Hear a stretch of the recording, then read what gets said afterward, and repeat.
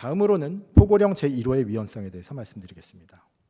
포고령 1항은 국회, 지방의회 등 일체의 정치활동을 금지하고 있습니다.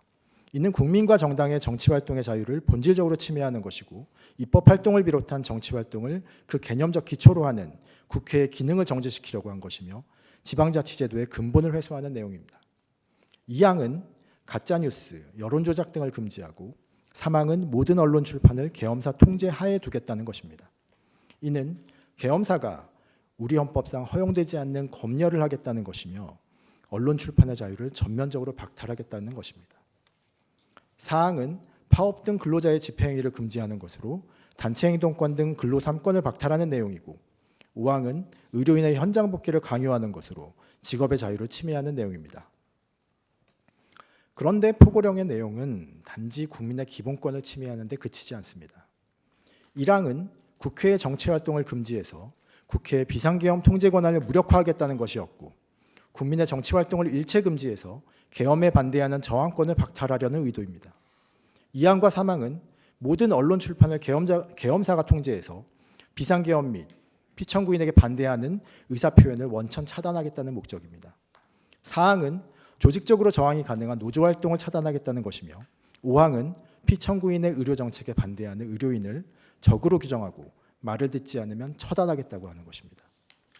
결국 포고령은 피청구인에게 반대하는 국민을 적으로 규정하겠다는 것이며 위헌 위법한 이 사건 비상계엄에 대한 반대를 군대를 이용해 억누르고 국회의 계엄 해제 요구를 의결을 막아서 비상계엄을 장기간 유지하겠다는 독재적 발상이 담겨 있습니다.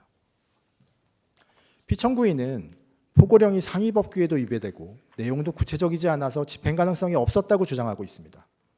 하지만 비상계엄을 함께 계획한 김용현은 포고령이 당연히 효력이 있고 집행을 하려고 했다고 진술했습니다. 그리고 김용현은 실제로 박주민, 이재명 의원 등을 포고령 위반으로 고발하기도 했습니다.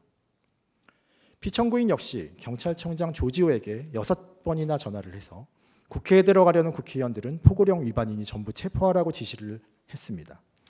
그리고 조지호 역시 포고령이 발령되자 포고령에 근거해서 국회의원들의 국회 출입을 금지했습니다. 실제로 포고령은 집행된 것입니다. 이처럼 포고령 제1호는 국민의 기본권을 심각하게 침해하는 것이고 계엄에 대한 반대를 막아 독재를 하려는 위헌적 발상에서 발령되어 실제 집행에까지 이르렀습니다. 다음으로 전현직 법관들에 대한 체포 지시의 위헌성에 대해 말씀드리겠습니다. 사법권의 독립은 공정한 재판권 행사의 전제로서 법치주의 실현을 위한 것입니다. 특히 법관의 신분 보장은 사법권의 독립을 보장하기 위한 필수 요소입니다. 만일 법관이 자신이 선고한 판결을 이유로 처벌을 받게 된다면 법관의 양심에 따른 판결은 기대할 수 없습니다. 이 사건 비상계엄을 선포하면서 피청구인은 체포명단을 작성하고 요인들 체포를 시도하였는데 그 명단 중에는 김명수 전 대법원장, 권순일 전 대법관, 그리고 김동연 판사가 포함되어 있었습니다. 이 3명의 전현직 법관들은 모두 이재명 민주당 대표 관련 사건에서 무죄를 선고했던 법관들이었습니다. 이를 보면 피청구인은 자신의 정치적 경쟁자를 제거하는 데 방해가 되었던 법관들을 체포하려 하였던 것이고, 즉 사적인 복수를 계획했던 것으로 보입니다. 법관들이 법적 지식과 양심에 따라서 객관적으로 선고한 판결을 받아들이지 않고 체포 구금하려 한 것은 그 자체로 재판의 독립을 해친 것이고, 만약 실제로 체포 구금되었다면 이를 본 모든 법관들은 판결을 내림에 있어서 정권의 눈치를 보게 되었을 것입니다.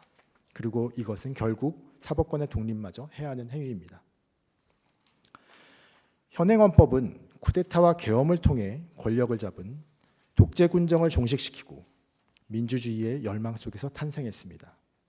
그런데 피청구인은 지난 40여 년간 우리 국민이 쌓아온 민주적 기본 질서에 다시 군대의 총칼을 들이대었고, 그것이 이번 사건의 본질입니다.